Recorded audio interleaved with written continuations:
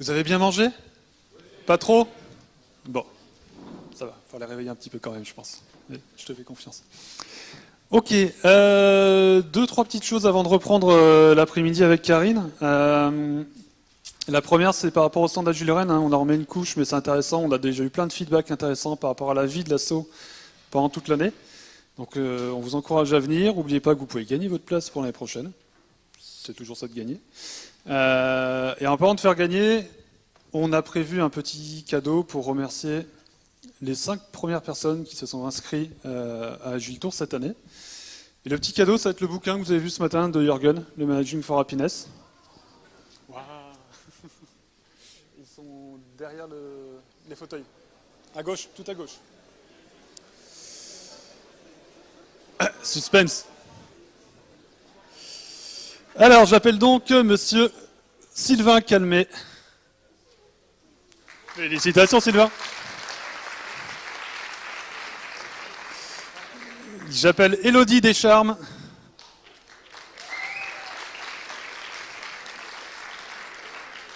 Caroline Moudin.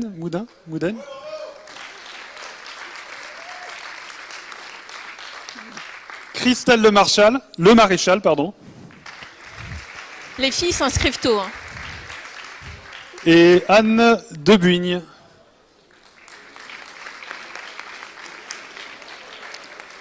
Alors, ce qu'il faut savoir qui est intéressant, ce ne sont pas les seuls, mais ce sont des personnes qui ont pris leur place avant même que le programme sorte. Et pour nous, c'est quand même classe, parce que ça veut dire que vous nous faites confiance. Merci. Et à ce titre, ce matin, on a pris plein d'applaudissements avec Damien, c'était super sympa, on a kiffé, c'était génial. On a ramené les autres personnes de l'orga et je pense que là, vous pouvez leur faire une super standing ovation parce qu'on n'est pas tout seul.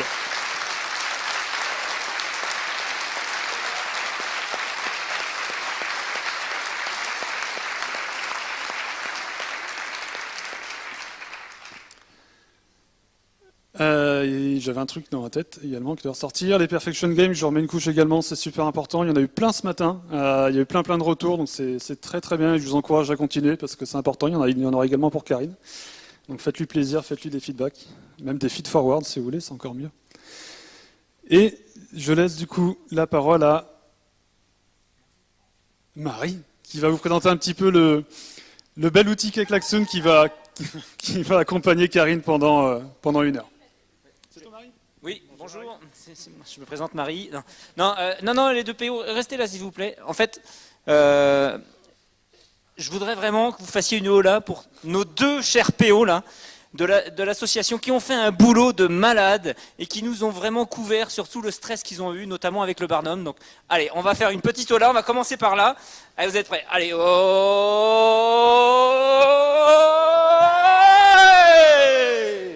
bravo, merci.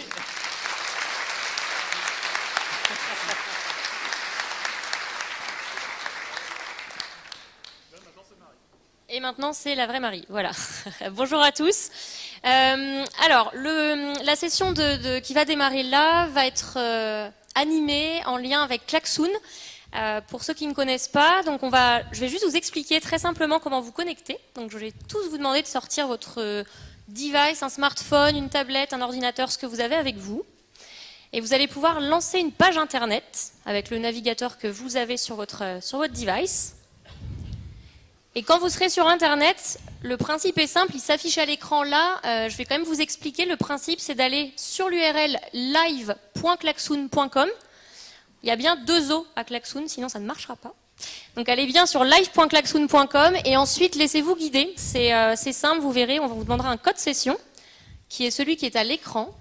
Donc ceux qui ne voient pas, n'hésitez pas. Vous pouvez solliciter, j'ai une petite aide en haut de la salle là-bas. Donc j'ai quelqu'un qui va pouvoir vous aider à vous connecter si besoin. Donc il y a 3 étapes, le code session, votre adresse mail qui peut potentiellement donc vous permettre de récupérer le compte rendu, ou en tout cas une partie de ce qui va être vu juste après. Et la dernière étape, c'est votre nom d'affichage. Vous pouvez juste mettre un prénom et votre initiale du nom suffira. Et ensuite, vous allez pouvoir commencer à klaxonner pendant la session. Donc n'hésitez pas, il y aura des activités qui vont vous être proposées pour vous permettre de vous exprimer pendant cette présentation. Donc on vous laisse un peu de temps de connexion, on va voir un petit peu le nombre de connexions augmenter. Je vois que ça augmente assez vite, je vois pas bien où on en est, mais Ça a l'air hyper rapide, donc super. Bon après-midi à tous, et puis je vous laisse en bonne compagnie. Marie. C'est bon, je peux vous cacher le code, vous l'avez? Personne n'est en détresse? Ok, super. Alors, c'est ma première utilisation de Klaxoon, hein, donc on va voir si j'ai bien tout compris. Voilà. Allez, on démarre. Donc, ça va, vous allez bien? Vous avez bien mangé? C'était bien ce matin? Vous êtes bien amusés? Bon, bah, c'est grâce à tous ces gens-là qu'on va remercier aussi, parce que sans les sponsors et les gens qui s'impliquent, bah, il n'y a pas d'Agile Tour, et puis il n'y a pas non plus les infrastructures qui permettent d'accueillir chaque année 1,5 fois plus de personnes par rapport à l'année précédente. Donc voilà, un grand merci à eux, et moi je remercie à titre perso les organisateurs, et puis Mathieu et d'autres personnes qui nous offrent cette belle fenêtre d'expression. Donc merci beaucoup. Vous êtes sur la session Lean Startup, nouvelle mode ou suite de l'agilité. Donc on va tout de suite démarrer par un klaxon. Je voudrais commencer, avant même de vous parler de Lean Startup, de savoir ce que vous en savez. Donc l'idée, c'est que sur votre petit écran, vous me disiez en un mot ce que ça évoque pour vous. Donc je lance. Voilà, donc vous saisissez un mot qui pour vous évoque particulièrement le Lean Startup. Un mot, une expression. On va voir normalement l'écran se remplir. MVP. Ok. D'accord. Besoin, design. Rien. Ok. Innovation.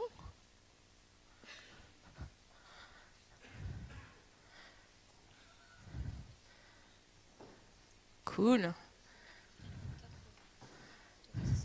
Ouais.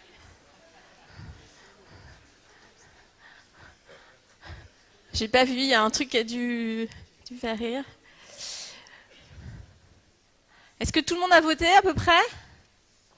Enfin, tout le monde a mis un mot? Je peux la laisser celle-là, Marie? Je ferme. Ok. Ouais, merci. Ok, donc ça évoque rien pour pas mal de gens, et quelques mots-clés qu'on va retrouver, donc tant mieux. Là, je vais rentrer dans le vif du sujet. Je me présente. Donc, je m'appelle Karine Sabatier. Je suis ingénieure de formation à la base, donc comme beaucoup d'entre vous, je suis passée par le code. J'ai travaillé dans pas mal de startups après. Un boulot super pénible qui consistait à vendre du vin sur Internet, donc on faisait des dégustations, on buvait beaucoup de vin, on avait des cours d'œnologie, enfin, c'était vraiment un peu dur comme boulot. D'autres expériences dans d'autres startups comme Aika. Et puis en 2008, je suis arrivée en Bretagne. Et en 2010, j'ai pris la direction de la cantine numérique rennaise. Ça évoque quelque chose à quelqu'un, la cantine? Ok. Qui depuis est devenue la French Tech. Et on a lancé dans ce cadre-là l'un des premiers accélérateurs du Grand Ouest. Donc forcément, je me suis intéressée beaucoup aux startups et au lien entre l'agilité, les startups. Et naturellement, je suis arrivée au Lean Startup. Je travaille dans une petite boîte qui s'appelle Le Shift. Donc on est 3 cofondateurs. Donc il y a moi-même, il y a Laurent Morisseau, que vous connaissez, de la communauté Agile, qui est là. Et il y a Guillaume, qui aussi accompagne des startups et qui bossait au Booster avant. Et notre proposition de valeur, parce que je vais dire ce mot souvent aujourd'hui, c'est celle-là. On aide les entreprises à lancer des nouveaux services, ou bien les gens à lancer leurs projets. En gros, on aide au lancement, on aide à faire ce premier pas qui est un peu coûteux, celui où on psychote beaucoup avant et où on ne sait pas trop ce qui nous attend. On aide à pousser les gens dans l'incertitude. C'est un peu ça le boulot du Shift. On a un slogan qui se traduit mal en français, mais l'idée c'est de donner à tous ceux qui veulent entreprendre, sans discrimination, les bonnes méthodes, les bons outils, les bonnes pratiques pour démarrer son projet et surtout comprendre l'état d'esprit de l'entrepreneuriat aujourd'hui. C'est quoi être entrepreneur? C'est quoi porter des valeurs très fortes sur un projet professionnel? Voilà, donc on travaille sur tous ces aspects-là. Et comment on le fait? On a 4 outils principaux. Le premier, c'est qu'on a une école pour entrepreneurs qui s'appelle la School, qui accompagne chaque année, on va dire, une quarantaine d'entrepreneurs à faire ce premier pas. On fait des formations en entreprise. La thématique, c'est l'innovation, l'entrepreneuriat, l'agilité aussi au sens large. Et puis, on fait aussi du coaching one-to-one. Donc là, on fait du cousu humain, de l'accompagnement sur mesure, en suivant des projets un par un, pour les aider à accélérer leur croissance. Et dernière petite chose, on fait pas mal d'événements. Alors pas encore des choses aussi développées que l'Agile Tour, mais on a cette ambition. Et l'idée, c'est de faire des événements autour de l'entrepreneuriat 3 ou 4 fois par an en Bretagne. Voilà, ça c'est pour ce qu'on fait. Et pour rentrer un peu plus dans le vif du sujet, la question avant tout ça, c'est pourquoi on a eu besoin de créer une énième méthodologie. Donc on avait l'agilité avec plein de méthodos dedans. On avait pas mal de choses, du design thinking, etc. Et puis, il y a quand même eu le Lean Startup. En plus, le nom est un peu confusant. Manifestement, pour pas mal de monde, ça n'évoque rien. Et donc, pourquoi on a eu besoin de créer ça? C'est parti d'un constat. Et le constat, c'est que le taux d'échec dans les startups, il est assez fort. Alors là, il y a un petit klaxon aussi. Donc la question, c'est à votre avis, quel est le taux d'échec des startups dans le monde? C'est une stat un peu globalisée. Donc, au bout de 2-3 ans.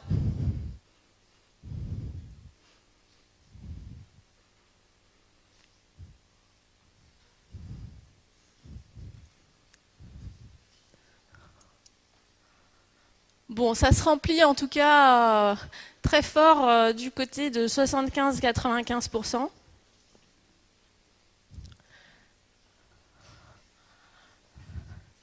Effectivement, vous êtes... je pense qu'on peut voilà, commencer à... Il y a un peu bataille. Hop, on va dire que vous êtes dans le vrai, hein, de toute façon, puisque le taux exact, je reprends ma slide, c'est 95%. Donc les startups aujourd'hui, c'est un peu comme des feux follets.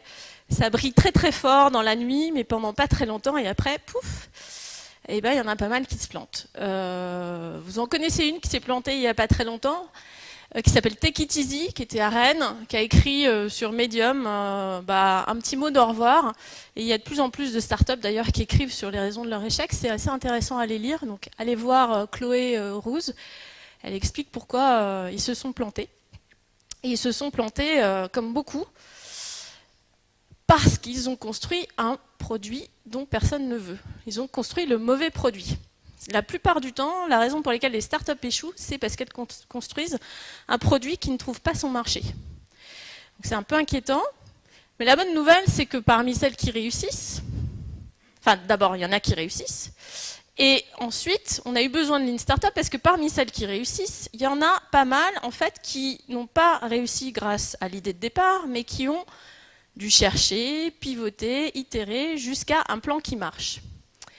Encore une petite activité pour vous, et après, je vous laisse un petit peu tranquille. Je vais vous présenter des logos. Ce sont les logos d'entreprises qui ont démarré avec un certain concept. Et vous allez devoir trouver le concept final, celui qui a marché. Donc en gros, on va vous montrer le plan A, et vous allez devoir faire matcher le plan qui a finalement marché à la fin. OK ? Alors là, c'est bon, vous voyez tous des logos s'afficher. Vous en avez 4. Vous avez une entreprise qui s'appelle The Point, une entreprise qui s'appelle Odeo, une entreprise qui s'appelle TuneIn et une entreprise qui s'appelle Bourbon. Ça, c'est l'ancêtre de 4 startups qui ont réussi après, mais pas du tout avec ce concept initial. Je crois que vous devez drag and dropper les logos, glisser-déposer les logos les uns en face des autres. Ça va, vous y arrivez? Moi aussi, hein, c'est mon premier klaxon, donc c'est un peu intimidant.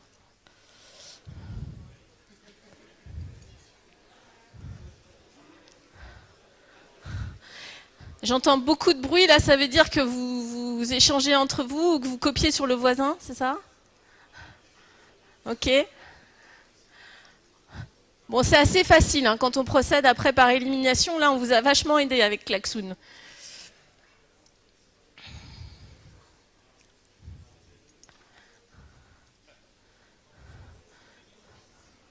Allez, les derniers là du petit cercle. Faites au hasard, c'est pas grave sinon. Avec un peu de sérendipité.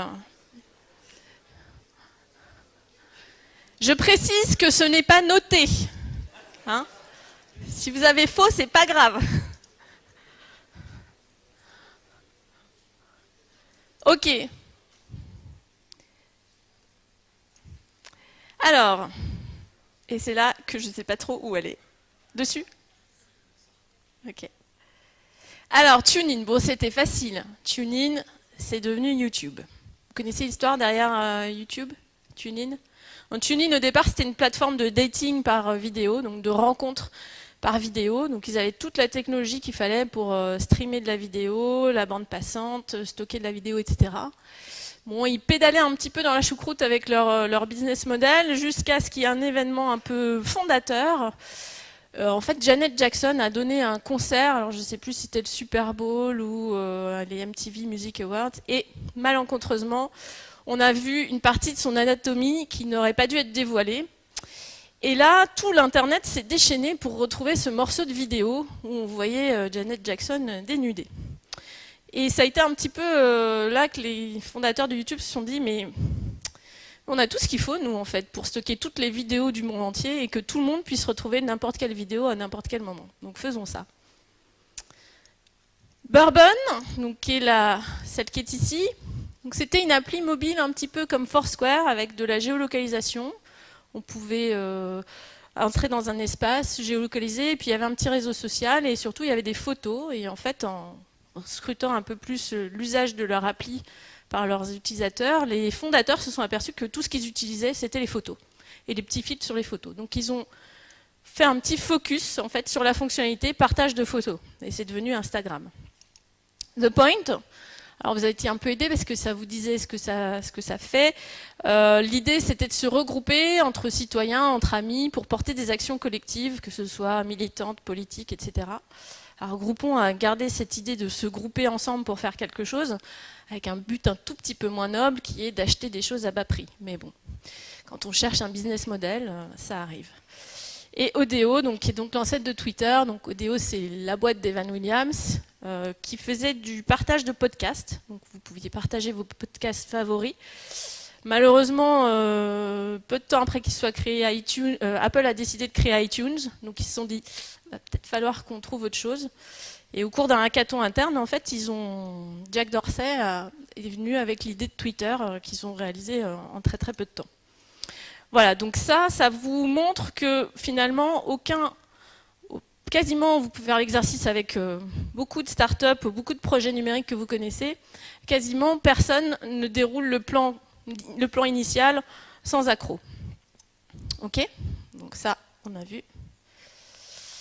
Donc pour réussir aujourd'hui, évidemment, il faut faire un produit technologique parce qu'il y a beaucoup de produits qui sont propulsés par les data, le machine learning, l'intelligence artificielle, etc. Mais ça, c'est pas ça que vous devez exposer à vos utilisateurs. C'est vraiment un produit centré client, donc quelque chose qui réponde à un besoin. Okay ? Sinon, vous allez passer 2 ans à faire un super produit, puis au bout de 2 ans, personne ne l'achètera. Et Ash Maurya, dont l'excellent bouquin qui s'appelle Running Lean doit probablement être achetable sous le Barnum, le dit très bien, la vie est trop courte pour faire un produit dont personne ne veut. Donc économisez-vous du temps et donc de l'argent en ayant cette approche centrée client.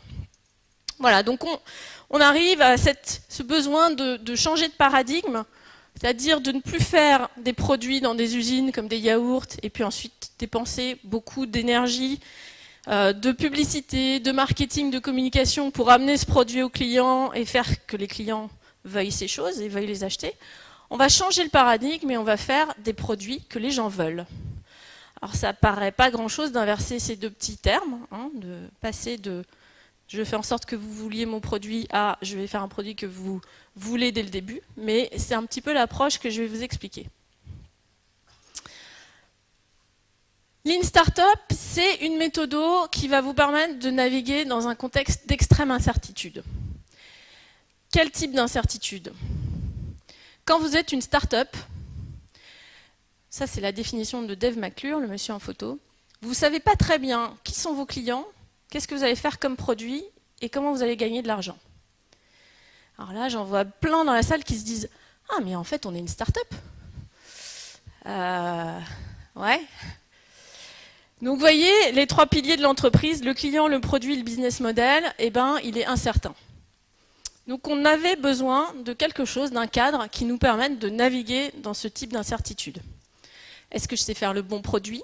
Est-ce qu'il résout un problème client? Est-ce qu'il y a des gens qui sont prêts à l'acheter? Et si oui, combien? Quelle est la taille de mon marché? Et puis, est-ce que je sais toucher ce marché? Ça, c'est plein de questions qu'on se pose quand on entreprend. Une start-up donne quelques réponses. La première, c'est trouver ce dont le client a besoin. C'est le royaume du Customer Development. Customer Development, c'est une approche très expérimentale, au sens où on fait des expérimentations pour aller découvrir son marché. Qui sont précisément mes clients? De quoi ont-ils besoin? Combien sont-ils prêts à payer? Okay, je vais détailler un petit peu plus après. La deuxième, c'est le premier lien qu'on voit apparaître entre Lean Startup et Agilité, c'est que dès qu'on va rentrer dans un mode de production d'une solution, eh bien on va le faire en mode agile. On va le faire, évidemment, de manière incrémentale, de manière à aussi récupérer du feedback de ces fameux clients qu'on aura identifiés. Et on va faire ça dans un cadre qu'on appelle une expérimentation. Alors ce mot-là, il est génial, surtout si vous voulez faire du Lean Startup en entreprise. Vous utilisez le mot expérimentation à fond. Pourquoi? Parce que dans l'expérimentation, il y a déjà la notion de se planter. Une expérimentation, ça marche ou ça ne marche pas. Et si ça ne marche pas, ce n'est pas grave. En fait, c'est un peu le but. Le but d'une expérimentation, c'est de se prouver qu'on a tort. Ce qui est important, surtout, c'est le point 3, c'est que si on se plante, il faut comprendre vite pourquoi on s'est planté. Et ça, c'est probablement le truc le plus difficile de la méthode. Ceux qui étaient au jeu Playing Lean en ont un petit peu parlé. C'est quand on doit prendre une stratégie, quand il y a un truc qui cloche et qu'on doit pivoter, c'est compliqué de prendre la bonne décision. C'est un mélange d'intuition, un mélange de données, un mélange de vision. Donc c'est probablement la partie la plus compliquée de la méthode. Voilà, en résumé, par rapport à l'agilité, à d'autres choses que vous connaissez, quand tout est blindé, qu'on connaît bien à la fois les besoins du client et la solution à dérouler, on fait du cycle en V, on va optimiser les processus, on spécialise les gens, on fait des économies d'échelle. Si les besoins sont à peu près bien connus, la solution, il y a un peu plus de latitude, on dit qu'on peut faire de l'agilité, c'est-à-dire qu'on va construire un produit par incrément. On ne sait pas encore exactement à quoi il va ressembler ni combien de temps ça va nous prendre, mais on a en tout cas un cahier des charges qui est assez précis, j'espère, dans la plupart des cas. Mais quand on ne sait ni ce qu'on doit faire, pour qui, ni comment on doit le faire, là on entre vraiment dans le royaume du Lean Startup.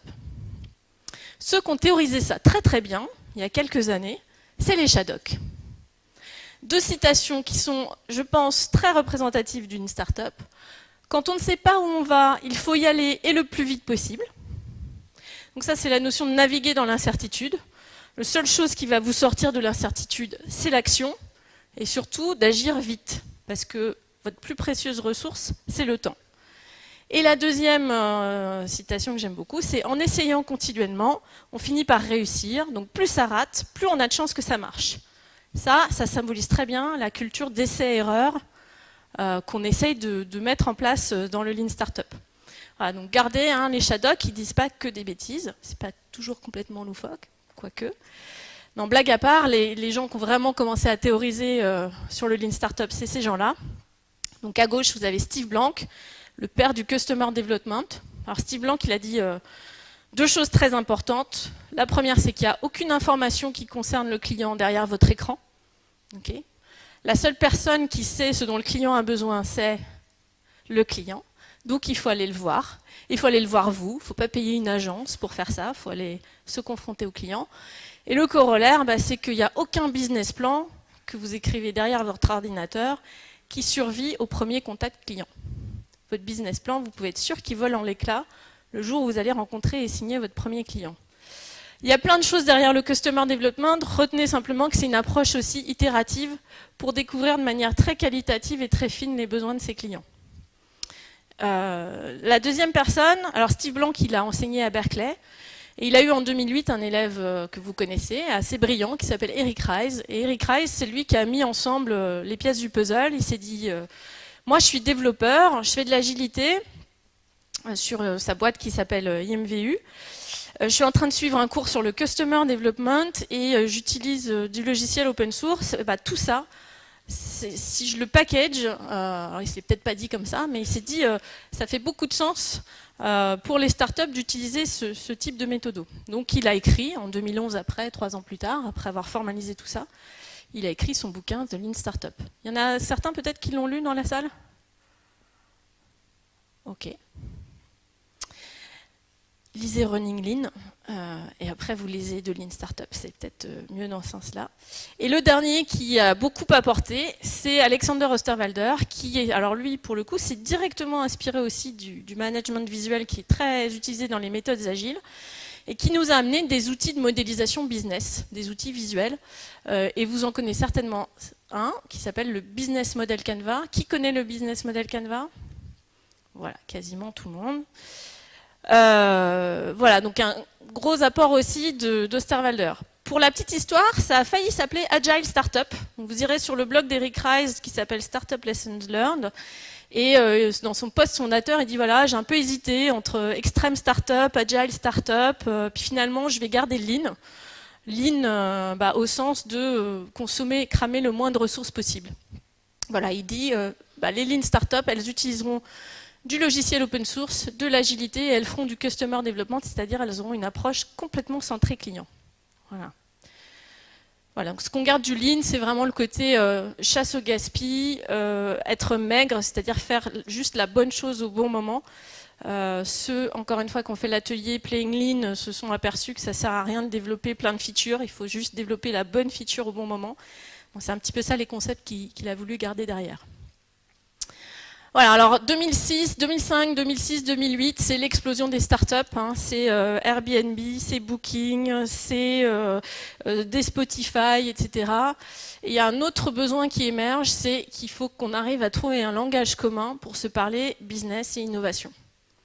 L'agilité, c'est bien, mais ça parle process, ça parle technique. Et donc, dans ces années-là, on a aussi cette nécessité de trouver un nouveau vocabulaire. Alors ça, c'est un petit peu le grand apport pour moi du Lean Startup qu'on oublie un peu souvent, c'est ça. C'est que ça, aujourd'hui, vous n'avez plus personne qui travaille dans l'innovation, le business, les startups, le numérique, qui n'utilise pas ces mots, qui n'existaient pas encore. On ne parlait pas tellement d'expérimentation, on ne parlait pas de proposition de valeur avant. Pivot, c'est vraiment très fléché Lean Startup. Minimum Viable Product, c'est ressorti dans les mots-clés que vous connaissez. Voilà, donc ça nous a amené un vocabulaire pour enfin se parler d'innovation. Moi, je trouve que c'est un énorme pas en avant. Ça nous a amené d'autres choses, donc des principes pour naviguer dans l'extrême incertitude. Hein, donc je vous ai dit, la start-up qui ne sait pas où elle va. La petite subtilité, c'est qu'on n'est pas là pour construire un produit, mais on est là pour construire un business model qui marche.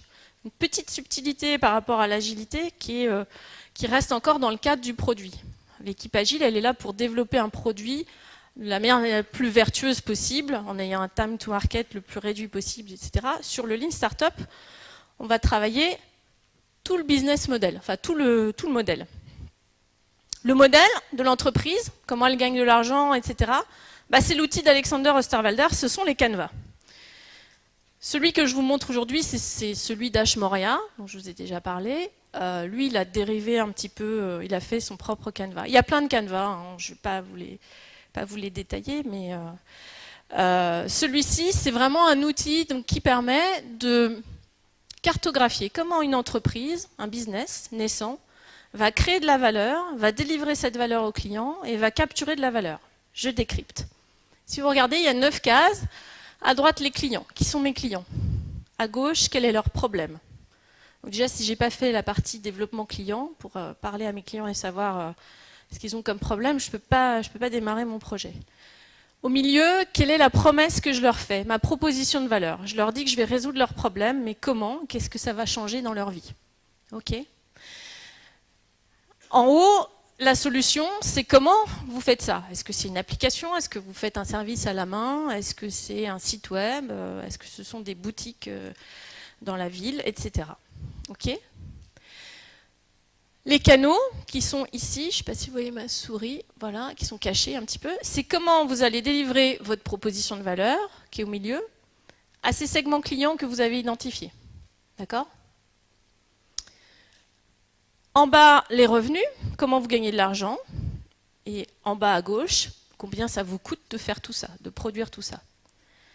Et une petite case, ici, Unfair Advantage, qui est un petit peu votre avantage compétitif, qui fait que, alors parfois on n'en a pas toujours, mais c'est important d'y réfléchir, parce que si vous n'en avez pas, ça veut dire que n'importe qui peut vous rattraper très très vite sur ce que vous faites.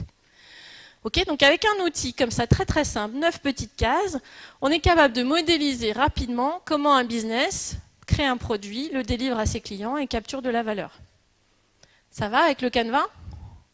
Ça vous paraît simple? Dans la pratique, ça ne l'est pas du tout, hein, je vous rassure, c'est comme tous les outils. Hein. C'est beau sur le papier, mais après... Voilà, donc ça c'est un outil par contre qu'on n'avait pas avant. Avant, qu'est-ce qu'on avait? On avait le business plan, on l'écrivait au début du projet, c'était une vraie torture, c'est toujours une vraie torture, c'est des projections à 3-5 ans, donc autant dire dans le numérique que vous travaillez sur une ère entière, 5 ans dans le numérique. Donc là, on a un vrai outil pour piloter son business au quotidien. Donc l'entrepreneur a un outil pour piloter son business au quotidien. Premier rapport. La petite subtilité, c'est que le vrai rôle de l'entrepreneur, c'est pas juste de valider que cette case-là marche. Ça, par contre, c'est le rôle de l'équipe agile. C'est de produire la solution la plus vertueuse possible. Okay. Un produit, zéro déchet, qui colle bien aux besoins du client, etc. Mais le rôle de l'entrepreneur, c'est de faire marcher tout le modèle, tout le canevas. Parce que vous pouvez avoir un super beau produit, qui est produit dans les règles de l'art de l'agilité. Si vous n'avez pas les canaux pour l'amener à vos clients, c'est mort. Si ça vous coûte plus cher de le produire que ça ne vous rapporte, c'est mort. Si vous avez un super beau produit mais que vous ne savez pas exprimer clairement sa proposition de valeur, c'est mort. Okay ? Donc l'entrepreneur, il doit faire fonctionner ces 9 cases en même temps. Okay ? Et le Lean Startup lui apporte plein d'outils pour faire ça. Le Lean Startup, je vous disais, ça apporte aussi un concept qui est l'expérimentation. Donc l'expérimentation, on ne fait que des expérimentations en Lean Startup. Quand on a fini de faire des expérimentations, c'est qu'il n'y a plus d'hypothèse, on n'est plus une startup, on a trouvé son modèle économique et on déroule un process et on y va, on est devenu une vraie boîte. Au départ était l'idée, donc qu'est-ce qu'on va faire? On va modéliser ces idées dans son canevas. Et puis après, première étape absolument obligatoire, l'exploration client. On va aller voir ce que ces clients veulent, ce qu'ils font, quel est leur problème, etc. Lean Startup n'est pas le Customer Development n'est pas le seul outil pour ça, je vous en montrerai d'autres. Et puis après, on va vendre un produit, souvent avant même qu'il existe. Une fois qu'on sait ce dont le client a besoin, on va lui vendre la solution. Et après, on va produire la solution. Alors ça vous surprend pas? C'est ce qu'on fait sur les plateformes de financement participatif depuis des années, enfin des années maintenant, depuis quelques années. Mais c'est un peu le même esprit, hein, on ne met pas la charrue avant les bœufs, mais presque. Et on va avoir des techniques comme ça, assez agressives, de test de son business model. Si on n'est pas capable de vendre un truc, c'est même pas la peine d'essayer de le produire. Ok, je schématise un peu, mais c'est ça l'esprit. Pour continuer les liens entre Lean Startup et agilité, vous connaissez la boucle de gauche, le sprint agile. Donc on timebox dans une boucle qui est généralement en 3 phases. Planification, réalisation, démo. Avec, alors je ne sais pas si vous êtes comme moi, mais quand je faisais ça, moi j'avais toujours une frustration, c'était la représentativité du client. La démo, généralement, elle est faite au client, sauf que le client, on ne l'a jamais sous la main. Donc on a un product owner qui fait déjà un peu de l'intermédiation, donc il y a déjà un biais. Bon, mais déjà quand on a un product owner, c'est bien. Il y a encore beaucoup de produits agiles qui skippent la case démo et ne font pas de démo. En Lean Startup, on a à peu près la même boucle, 3 étapes. Build, on va construire des choses. Au début, on n'a rien à construire, donc on construit des hypothèses. Puis après, on va construire un prototype. Puis après, on va construire un produit.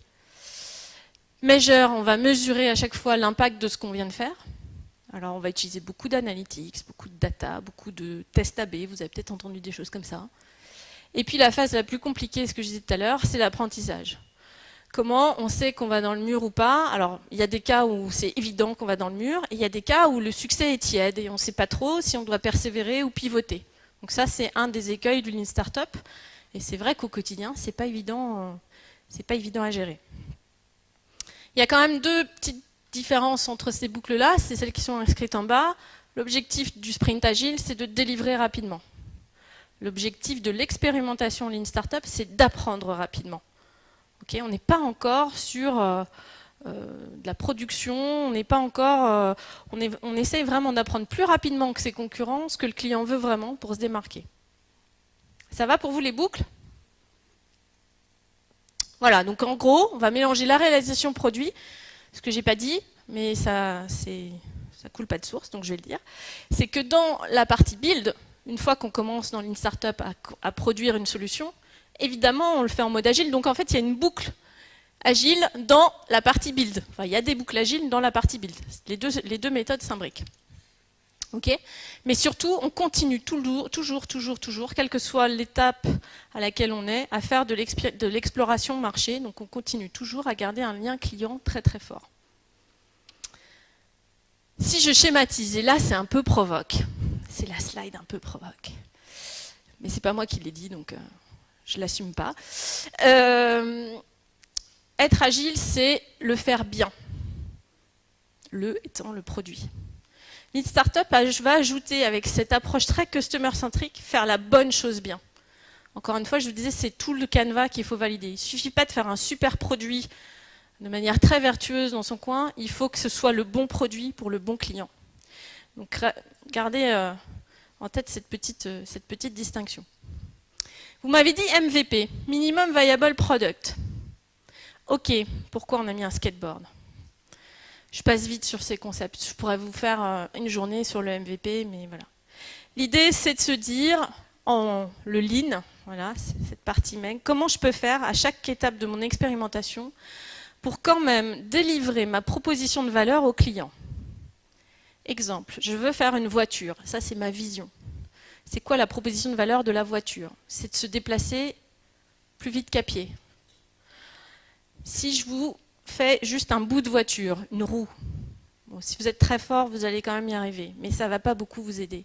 Donc la bonne approche, c'est de se dire, qu'est-ce qui a la même proposition de valeur que mon produit final, mais comment je peux le rendre à moindre coût avec ce que j'ai aujourd'hui, maintenant, et valider que le client est bien prêt à payer pour cette proposition de valeur. Eh bien, je vais faire un skateboard. Puis après, je vais faire une trottinette. Puis après, je vais faire un vélo, une moto, etc. Okay, donc c'est cette approche-là. Ça, c'est un petit dessin qui a été fait par Spotify, qui fait beaucoup de Lean Startup et qui a un petit peu démocratisé cette approche du MVP. Et c'est pas grave s'il y a des ruptures entre les différents MVP, c'est normal. Ça fait partie de l'apprentissage. Hein, on a vu sur le jeu tout à l'heure... on cherche, on tâtonne et donc on essaye de faire la meilleure chose au bon moment et parfois il n'y a pas de lien entre les deux et parfois il y a un lien, parfois il y a une continuité, mais ce n'est pas toujours le cas. Bon, si ça ne marche pas avec mon skateboard parce que je me suis plantée, eh ben, on va faire ce qu'on appelle un pivot. Vous avez entendu parler de ce mot? Pivot, ok. Bon, le pivot c'est quoi? C'est grosso modo un changement dans l'une de mes hypothèses. Je reviens à mon canevas, je vous montre. Ça veut dire que quelque part là-dedans, pendant mon expérimentation, il y a une de mes hypothèses qui est foireuse, et je dois trouver laquelle, et je dois la changer. Et j'en change qu'une à la fois. Évidemment, si je change tout, je ne peux pas comparer avec ce que j'ai fait avant. Donc peut-être que je n'ai pas adressé le bon segment client, il faut peut-être que je recentre ou à l'inverse que j'élargisse, peut-être que ce n'était pas le bon problème, peut-être que ma proposition de valeur n'est pas bien exprimée, ou peut-être que je n'ai pas trouvé les bons canaux. Mais en tout cas, on va essayer d'améliorer les choses en changeant juste une hypothèse à la fois. Donc ce n'est pas un échec, le pivot, c'est juste que vous avez appris quelque chose au cours de cette boucle d'expérimentation et que cet apprentissage, il est positif dans le sens où vous avez appris un truc, mais il est grand temps de changer. Voilà, donc l'approche, pour vous résumer, par rapport, je ne sais pas tout montrer les concepts de Lean Startup, mais c'est celle-ci, c'est de combiner évidemment agilité et Lean Startup. Parce que, vous l'avez compris, il y a quand même des valeurs communes très fortes aux deux méthodologies. Tant qu'on ne connaît pas ni le problème ni la solution, on ne fait même pas d'agilité, on fait de l'exploration client. Donc là, on fait du Customer Development. Steve Blank. Sortez du bureau, il n'y a aucun fait derrière votre écran. Même derrière un questionnaire froid, allez parler en one-to-one à vos clients. C'est la seule issue possible pour sortir de cette incertitude. Dès que vous commencez à connaître le problème, vous allez avoir une idée de solution. Et donc vous allez vouloir la mettre en œuvre. Là, vous pouvez commencer à mettre en place une démarche agile au sein de votre expérimentation. Et vous allez procéder comme d'habitude, mais avec des outils de pilotage au niveau business supplémentaires. Vous gardez vos canevas, vous faites évoluer vos hypothèses, et du coup, vous continuez à incrémenter votre produit vers la piste qui semble la plus prometteuse. Ok, ça vous va les deux méthodos? Mieux que ça, je vous ai parlé d'autres méthodos. Je vous ai dit que le Lean Startup n'a pas le monopole de bien cibler le client. Il y a d'autres choses qu'on peut combiner. Vous connaissez les Innovation Games. À l'Agile Tour, vous avez déjà eu l'occasion de pratiquer. Des choses comme Me and My Shadow, où on va s'asseoir pendant une journée chez son client pour l'observer en train de réaliser des tâches. Ça permet d'observer finement les problèmes des gens, les outils qu'ils utilisent, les contournements qu'ils utilisent, etc. Donc il y a des choses dans le domaine des Innovation Games. Il y a le Design Thinking, il y a Lean UX. Alors Lean UX, c'est grosso modo comme du Lean Startup, mais ça ajoute une dimension design de service. Ça prend en compte toute l'expérience utilisateur, y compris au niveau design. Ensuite, il y a le Lean Startup, l'agilité. Plus on va vers les solutions de production, plus l'agilité est prégnante. Donc vous voyez, il y a beaucoup d'outils en fait, que vous pouvez combiner, et le Lean Startup n'en est qu'un de ces outils. Et il y a des cas aussi pour lesquels le Lean Startup n'est absolument pas pertinent. Donc on n'a pas la prétention, quand on fait du Lean Startup, de résoudre tous les problèmes de tous les entrepreneurs. Encore une fois, c'est pertinent quand on navigue dans un contexte de grande incertitude et qu'on ne cherche pas à faire de l'innovation de rupture. L'innovation de rupture, vous ne pouvez pas aller interroger vos clients pour leur demander ce qu'ils espéreraient dans un futur proche. C'est un peu comme si vous retourniez au Moyen-Âge pour leur demander si vous devez inventer l'avion ou pas. Ça ne marcherait pas. Voilà, donc ça, c'est toutes les approches combinées. Si je résume, agilité, focus produit, focus usager, focus plutôt technique dans l'univers IT. On va vouloir délivrer vite et bien, et ça nous est hyper utile. Et l'objectif, c'est de réussir le produit, la petite case solution. Lean Startup, approche entrepreneuriale. On va vouloir réussir l'ensemble du business model, et c'est pour ça aussi qu'on a une approche qui est beaucoup plus centrée client. J'ai mis $1, c'est pas pour rien. C'est-à-dire qu'on est assez centré sur le business model, donc même dans Minimum Viable Product, le mot du milieu c'est viable, ça veut dire viable au sens financier du terme. Ok. Alors aujourd'hui, l'agilité ne fait plus débat, on est bien d'accord, d'ailleurs vous êtes de plus en plus nombreux, et l'agilité a poussé de plus en plus de portes. Mais parfois il y a une frustration. En tant que coach, comme je disais tout à l'heure par rapport à la représentativité du client, il y a des petites frustrations. Et l'une des frustrations aujourd'hui qu'on a beaucoup, c'est que l'agilité reste cantonnée à l'IT. En gros, à là où on produit les choses et à ce côté technologique. Et bien justement, c'est le moment pour vous d'utiliser Lean Startup comme cheval de Troie pour aller pousser toutes ces portes qui aujourd'hui ne se sont pas ouvertes à l'agilité. Quel type de portes? Vous les connaissez bien. Le marketing, la com, le top management, le COMEX, tous ces gens qui sont très contents de dire qu'ils font de l'agilité, qui ne savent pas très bien comment, mais qui pourraient aussi en faire bon usage eux-mêmes. Okay. Et la beauté du truc, c'est que comme je vous l'ai dit au début, on a enfin un langage commun pour leur parler de ça. C'est-à-dire on a un langage qui est non pas technique, on ne va pas parler de Scrum, de daily meeting, de pair programming, etc. On va parler de scalabilité, on va parler de besoins clients, on va parler d'expérimentation, qui est un mot facile à comprendre. Voilà, on va parler business. Donc, utilisez le Lean Startup pour enfoncer ces portes. Okay, parce que ça va les ouvrir grand, je vous garantis. C'est déjà le cas ailleurs. Alors non seulement ça va ouvrir des portes dans ces boîtes, au-dessus, dans les strates au-dessus de vos boîtes. Ça ouvre aussi, ça fait aussi rentrer l'agilité dans des startups. Tous les gens qui créent des startups aujourd'hui ne viennent pas de l'IT, ils ne sont pas des gens, des praticiens agiles. Donc ils vont aussi, ces gens-là, venir à l'agilité.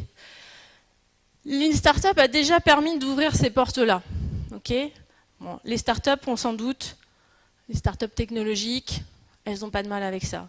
Mais les grandes entreprises, nous, les gens nous disent Lean Startup, c'est bien joli, ça marche pour les startups. Non, ça marche pour les grands comptes. Unilever, c'est une marque, vous connaissez Unilever? C'est produit lessive, shampoing, etc. Dove, c'est quelques-unes de leurs marques. Bah, Unilever fait du Lean Startup. General Electric fait du Lean Startup. Eric Ries est allé former d'abord le top management, puis le middle management, puis tout le monde au Lean Startup chez General Electric pour produire des frigos en 3 fois moins de temps qu'ils en produisaient avant. Ok ? Ça rentre dans les gouvernements. Vous avez en France un truc qui s'appelle Startup d'État. Ok ?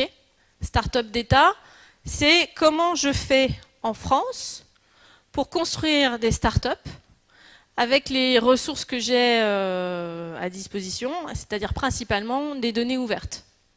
Ok ? Données ouvertes, ça vous parle? Open data? Ouais.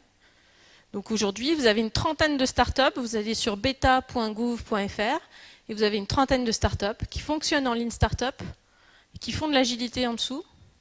Vous imaginez quand l'agilité sera pleinement développée dans le monde politique, comment ça va changer nos vies?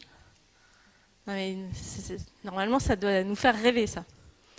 Des petites, des grandes ONG, même des systèmes éducatifs aujourd'hui s'intéressent au Lean Startup. Pas sous l'angle, alors évidemment, donc ils viennent à l'agilité, mais ils n'y viennent pas sous l'angle technique, ils y viennent sous l'angle, j'allais dire business, mais au sens de mieux servir leurs clients, qui sont les universités et puis les étudiants eux-mêmes.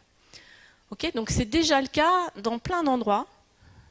Donc il ne tient qu'à vous de le pousser dans votre propre écosystème. Et le truc qui me fait vraiment plaisir à moi en tant que Shift, et on en parle souvent avec Laurent et Guillaume, c'est de voir naître des entrepreneurs, des nouveaux entrepreneurs, évidemment, parce qu'on considère que c'est un moyen de s'accomplir pleinement, l'entrepreneuriat.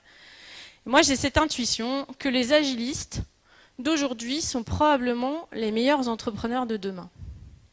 Donc vous, dans la salle, si vous avez des projets, pensez à ça, pensez à cette nouvelle façon de lancer des projets avec votre culture d'agiliste et votre bagage en plus. Parce que vous avez la connaissance technique, vous avez la méthodo qu'il faut compléter avec Lean Startup, mais vous avez surtout un truc absolument essentiel pour entreprendre, c'est que vous avez le bon état d'esprit déjà. Le time to market, le client au cœur des préoccupations, etc.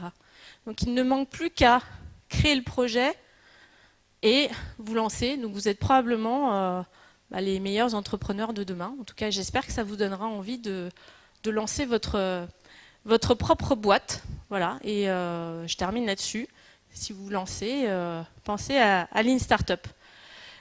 Voilà, je préfère qu'on se laisse un peu de temps pour prendre des questions, parce que j'ai été très vite sur plein de concepts, donc je préfère qu'on continue en mode interactif. Merci de votre attention.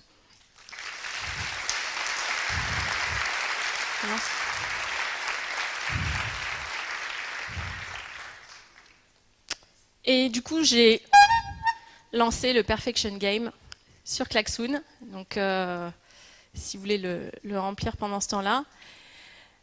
Et est-ce qu'il y a des gens qui ont des questions ou qui ne sont pas d'accord avec ce que j'ai dit? On peut en parler ouvertement. Oui.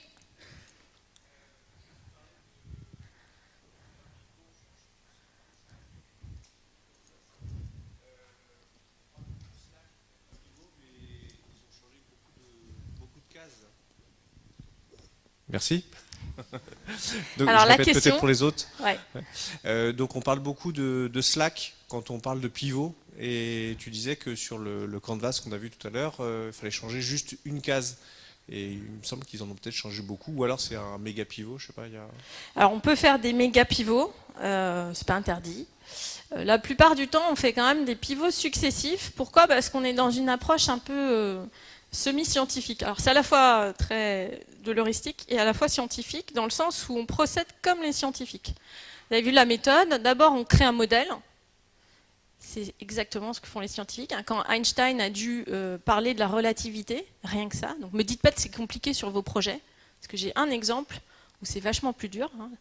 Modéliser la relativité, il a pensé à un modèle, hein, le modèle qu'un mec qui est dans le train, il y a 2 trains qui se croisent, etc. Donc c'est exactement la même démarche. On va d'abord modéliser ces hypothèses, et puis après on va construire une expérimentation qui est plutôt construite d'ailleurs pour se contredire. Et ensuite, en fonction des résultats de l'expérimentation, on va tirer les apprentissages.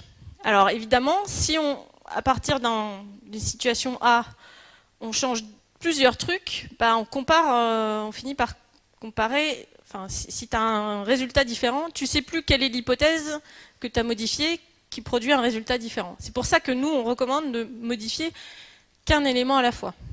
Si tu modifies et ton segment client, et le problème, et la proposition de valeur, et que tout à coup, ça marche, bah c'est très bien, mais tu ne vas pas savoir pourquoi ça marche. Alors dans le cas de Slack, je ne sais pas exactement comment ils ont fait, mais ça arrive aussi qu'on fasse des très gros pivots, parce que bah, tout à coup, on n'a absolument plus d'idées, ou on va dans le mur, et donc voilà, la feuille est blanche, on repart d'une feuille blanche. Mais c'est rarement le cas. Voilà.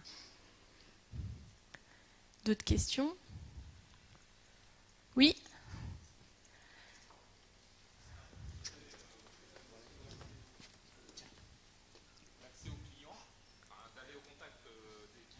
Oui, c'est un élément central, le contact client, effectivement. De l'accès au client, maintenant, c'est pas toujours évident d'avoir, j'ai envie de dire physiquement, accès à ce client, surtout quand on est une petite société. Bah, je pense que ça n'a rien à voir avec la taille de la société, parce qu'il y a rassurez-vous, il y a des très grands comptes qui ont aussi perdu depuis très longtemps l'accès au client final. Donc effectivement, c'est pas facile, c'est probablement un des éléments sur lesquels les entreprises butent le plus, et notamment quand elles ont des modèles indirects, par exemple des entreprises qui passent par des distributeurs pour vendre leurs produits. Donc là, ça devient plus compliqué, sauf que dans ces modèles-là, on peut souvent considérer déjà le distributeur comme un client. Après, ce distributeur a lui-même des clients, donc il faut dérouler la démarche jusqu'au bout. Et vous avez raison, c'est la principale difficulté du Lean Startup, c'est de retrouver le lien avec son client final. Mais même les grands comptes ont bien compris qu'il fallait le faire. J'ai pas la slide, mais je la mettrai du coup pour la version téléchargeable. Par exemple, Orange fait des campagnes de financement participatif. Ils ont produit sur Kickstarter il n'y a pas très longtemps un objet qui s'appelle Neo Rétro, qui est un téléphone rétro. Évidemment, Orange n'a pas besoin de campagne de financement participatif pour produire un téléphone. Mais Orange se sert d'un outil qui est parfait pour tester sa proposition de valeur auprès de ses clients finaux, directement, en accès direct. Et donc, par exemple, utilise le financement participatif. Donc il y a des tas de petits hooks comme ça qu'on peut imaginer. Mais je vous rejoins sur le fait que ce n'est pas toujours simple. Par contre, sur les petites sociétés, les petites boîtes, enfin nous ce qu'on voit, c'est que les petites boîtes ont quand même plus souvent accès au client final que les grosses. Parce que quand il a fallu se structurer pour grandir, bah, on a mis des couches entre soi et le client et c'est compliqué de retrouver un chemin direct. Oui.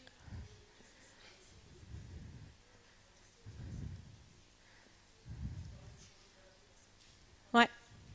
Ouais. Ah, c'est une très bonne question. Effectivement, je suis passée vite.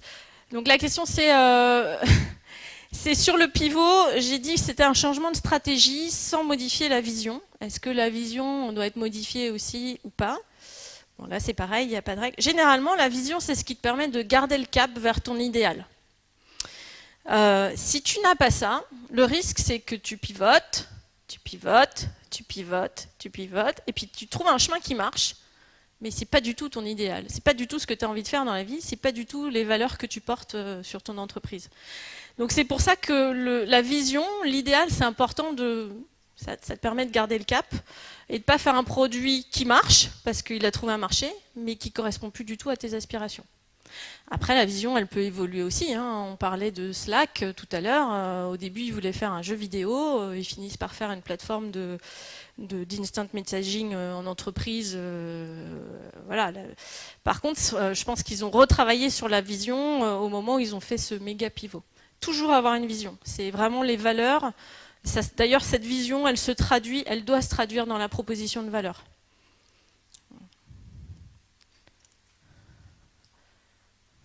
D'autres questions? Oui?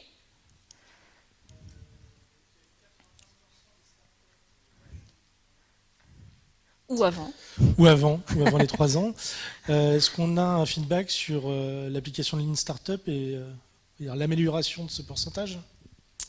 Alors, on n'a pas trop de recul encore, mais on a un petit peu de retour. Il y a de tout. Il y a des gens qui écrivent des articles du style Lean Startup, la méthode qui a planté 95% des startups. Donc, c'est un avis très tranché d'un côté. À côté, tu vas trouver plein d'exemples qui disent le Lean Startup, c'est génial, ça m'a permis de faire ça, ça et ça. Donc, c'est assez mitigé. La réponse que j'ai envie de te faire, c'est que si tu vas voir sur Medium, vous connaissez cette plateforme de blogging, medium.com, et que vous cherchez dans la section entrepreneuriat des post-mortem de projets, et il y en a un paquet, des gens qui écrivent des mots comme take it easy, qui disent bon bah voilà, là pour nous l'aventure s'arrête, etc. Mais voilà les enseignements qu'on en tire. Tu vas lire énormément de choses qui corroborent ce que j'ai dit là. La plupart du temps, c'est on a cramé trop d'argent, on n'a pas trouvé notre marché, et on n'a pas su tirer les apprentissages qu'il fallait au bon moment.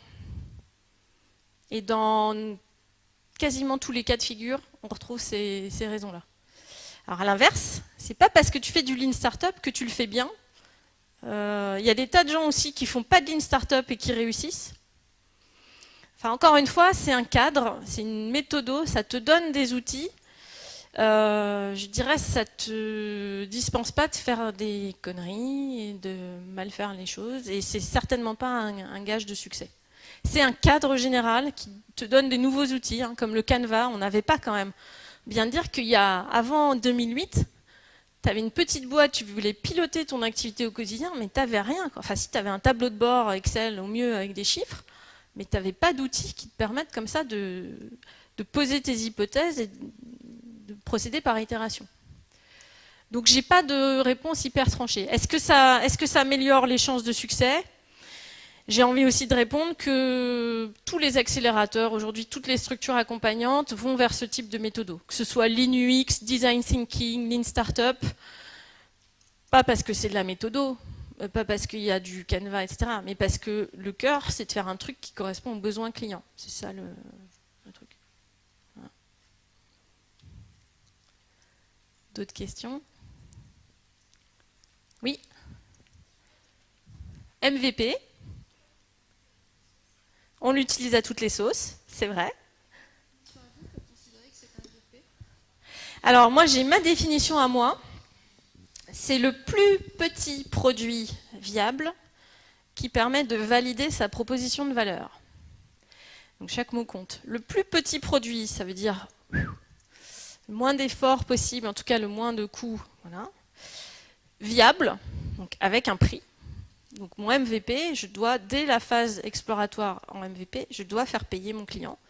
Si vous testez un MVP gratuit, vous testez un produit qui est gratuit, vous ne testez pas votre produit final. Et qui permet de valider sa proposition de valeur, donc qui permet de vérifier que la promesse qui est dans la case centrale au milieu, bah, c'est bien la bonne. Pour moi, dans le Lean Startup, il y a une case centrale dans le business model, c'est la proposition de valeur. D'ailleurs, ce n'est pas pour rien qu'elle est au centre. Et ce n'est pas pour rien qu'elle est sur tous les canevas, que ce soit le business model ou le Lean Canva. Et tant qu'on ne sait pas clairement exprimer sa proposition de valeur, c'est même pas la peine de faire un... C'est même pas la peine d'ailleurs de faire un MVP, puisque le MVP est là pour la valider. Voilà.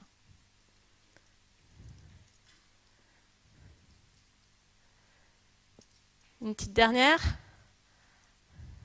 On y va. Bon. Une dernière. Est-ce que c'est utilisé dans le monde du jeu?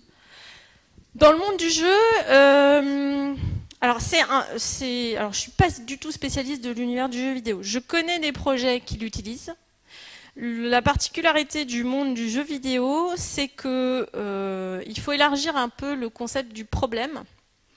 Quand on en parlait il n'y a pas longtemps, hein, quand on joue à des jeux comme Candy Crush, on n'a pas forcément un problème métaphysique. Enfin, on n'essaye pas forcément de faire une tâche, de résoudre quelque chose qui ne marche pas, mais on a quand même un problème. C'est que soit on s'ennuie, on n'a pas de temps de cerveau disponible pour faire quelque chose de plus engageant, etc. Donc, c'est vrai que c'est plus compliqué de raisonner en problème, mais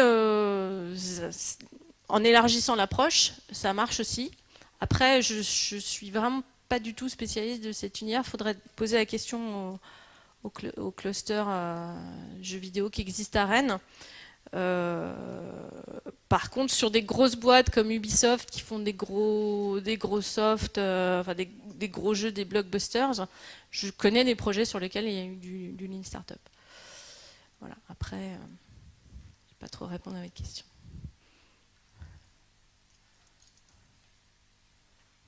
Bon. Voilà. Bon, bah, je vous remercie beaucoup. J'espère que ça vous aura donné envie de creuser un peu plus loin et puis peut-être de monter une start-up. Voilà. À bientôt.